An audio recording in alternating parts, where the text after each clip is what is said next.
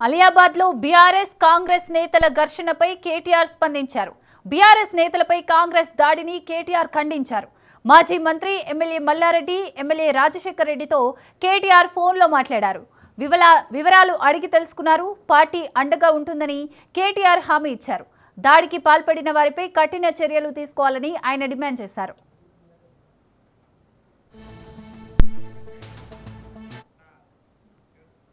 Right, ఇదే అంశానికి సంబంధించి మరిన్ని డీటెయిల్స్ మా ప్రతినిధి సైదులు అందిస్తారు. సైదులు, మేడ్చల్ నియోజకవర్గం అలియాబాద్ లో ఈ రోజు మధ్యాహ్నం టెన్షన్ వాతావరణం అక్కడ నెలకొంది.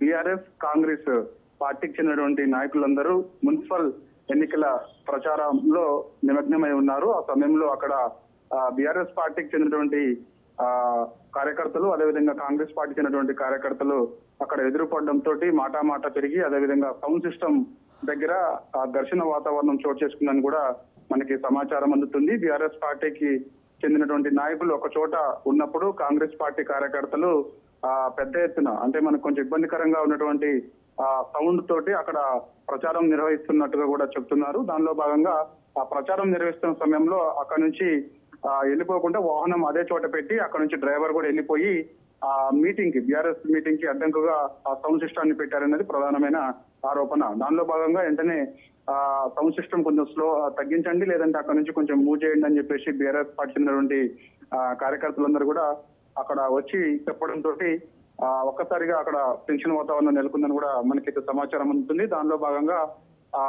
మేడ్చల్ ఎమ్మెల్యేగా ఉన్నటువంటి, ప్రస్తుతం ఎమ్మెల్యేగా ఉన్నటువంటి మాజీ మంత్రి మల్లారెడ్డి, అదేవిధంగా వాళ్ళ అల్లుడు మర్రి రాజశేఖర్ రెడ్డి, ఆయన కూడా మల్కాజ్గిరి ఎమ్మెల్యేగా ఉన్నారు. వీళ్ళందరూ కూడా ప్రచారంలో నిమగ్నమై ఉన్నారు. సో వారు ఉన్న చోటే ఒక్కసారిగా ఘర్షణ వాతావరణం అక్కడ కాంగ్రెస్ బీఆర్ఎస్ కార్యకర్తల మధ్య చోటు చేసుకుంది. ఆ సమయంలో బీఆర్ఎస్ పార్టీ చెందినటువంటి కార్యకర్తలపైన కాంగ్రెస్ కి చెందినటువంటి నాయకులు దాడి చేసినట్టు కూడా చెప్తున్నారు. దానిలో భాగంగా విజువల్స్ కూడా చాలా స్పష్టంగా అర్థమవుతున్నాయి.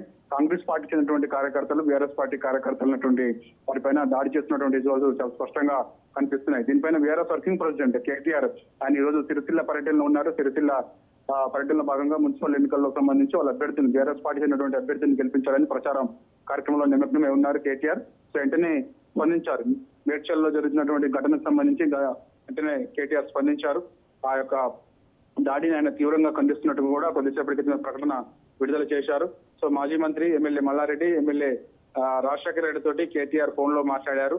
వివరాలు అడిగి తెలుసుకున్నారు. పార్టీ ఖచ్చితంగా ఈ టైంలో అండగా ఉంటుందని చెప్పేసి కూడా కేటీఆర్ వాళ్ళకి భరోసా ఇచ్చినట్టు కూడా తెలుస్తుంది. వెంటనే జరిగినటువంటి ఘటనకు సంబంధించి ఆరా తీయాలని మేడ్చల్ జిల్లా పార్టీ అధ్యక్షులు ఎమ్మెల్సీ షంబీపూర్ రాజు, అదేవిధంగా కుత్బుల్లాపూర్ ఎమ్మెల్యే బీఆర్ఎస్ ఇప్పుడు ఉన్నటువంటి వివేకానంద గౌడ్ని కేటీఆర్ ఆదేశాలు జారీ చేశారు. వాళ్ళిద్దరు అక్కడికి వెళ్ళి అక్కడ ఉన్నటువంటి పరిస్థితి ఏంటి, ఏం జరిగింది అనేది కూడా ఆరాధించి వెంటనే పార్టీకి రిపోర్ట్ అందించాలని చెప్పేసి కూడా చెప్పడం జరిగింది. ఒకటిన మేడ్చల్ జిల్లా అధ్యక్షులు ఎమ్మెల్సీ చంబీపూర్ రాజు, అదేవిధంగా కూకట్పల్లి ఎమ్మెల్యే బీఆర్ఎస్ ఇప్పుగా ఉన్నటువంటి వివేకానంద గౌడ్ ఒకటిన అక్కడికి వెళ్ళి మనకి మేడ్చల్ లో ఉన్నటువంటి అలియాబాద్ లో జరిగినటువంటి ఘటనకు సంబంధించి వెళ్ళి ఆరాధించారు. రిపోర్ట్ అంతటి కూడా సిద్ధం చేస్తున్నారు. మరి కాసేపట్లో కేటీఆర్ కూడా చెప్పే అవకాశం అవుతుంది. సో ఇలాంటిది ఘర్షణ వాతావరణం సరైనది కాదని చెప్పేసి కూడా బీఆర్ఎస్ పార్టీ చెబుతుంది. బీఆర్ఎస్ పార్టీ నాయకులు కూడా ఈ రోజు జరిగినటువంటి ఘటనకు సంబంధించి, మేడ్చల్లో జరిగినటువంటి ఘటనకు సంబంధించి అందరూ కూడా ఖండించారు. ఎందుకంటే మనం ఈ యొక్క సమస్యాత్మక ప్రాంతాలలో సంబంధించి పోలీసులు కూడా అప్రమత్తంగా ఉండాలని చెప్పేసి వెంటనే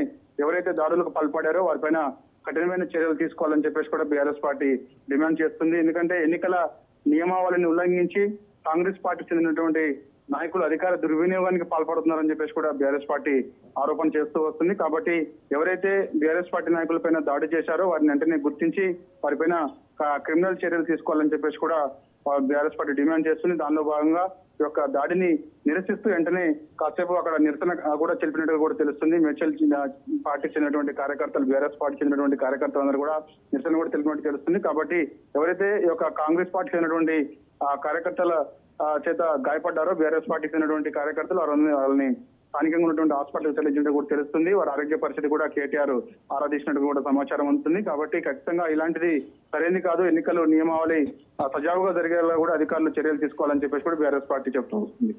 అయితే సైదులు, మరి ఈ ఘర్షణకు సంబంధించి కాంగ్రెస్ పార్టీ నాయకులు కానివచ్చు, కార్యకర్తలు కానివచ్చు ఏ విధంగా స్పందిస్తున్నారు?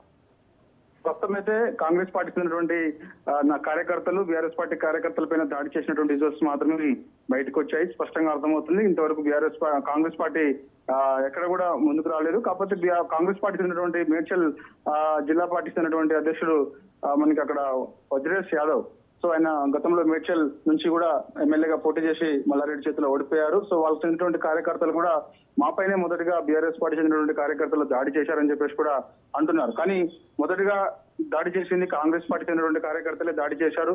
మేము ఒక సమావేశం ఏర్పాటు చేసుకుంటే మా సమావేశాన్ని అక్కడ కొంత ఇబ్బందిగా మారేగా సిచ్యువేషన్ లాగా క్రియేట్ చేశారు. ఎందుకంటే సమావేశాన్ని డిస్టర్బ్ చేసేలా కూడా మైక్ సిస్టమ్ పెద్దగా పెట్టి అక్కడే ఉండి మాకు ఇబ్బంది తలెత్తేలా వ్యవహరించారు. సో ఇదేం సరైనది కాదు, దీనిపైన మేము పై స్థాయి అధికారులు కూడా ఫిర్యాదు చేశాం. అయినా సరే అధికార దుర్వినియోగానికి కాంగ్రెస్ పాల్పడిందని చెప్పేసి కూడా బీఆర్ఎస్ పార్టీ చెప్తుంది. కానీ మేము ఎక్కడ కూడా బీఆర్ఎస్ పార్టీ చెందినటువంటి కార్యకర్తలపైన దాడి చేయలేదు. కావాలనే మా పైన వారు దురుద్దేశంతో మా పైన దాడి చేసే ప్రయత్నం చేశారు. దానిలో భాగంగా అడ్డుకోవడంలోనే ఈ ఘర్షణ వాతావరణం చోటు చేసుకుందని చెప్పేసి కూడా కాంగ్రెస్ పార్టీ చెందినటువంటి కార్యకర్తలు చెప్తూ వస్తున్నారు. కాబట్టి ఇద్దరు ఫిర్యాదుల మేరకు కేసు నమోదు చేసి దర్యాప్తు చేస్తున్నామని చెప్పేసి కూడా పోలీసు అధికారులు చెప్తూ ఉన్నారు. Right, thank you Saidulu.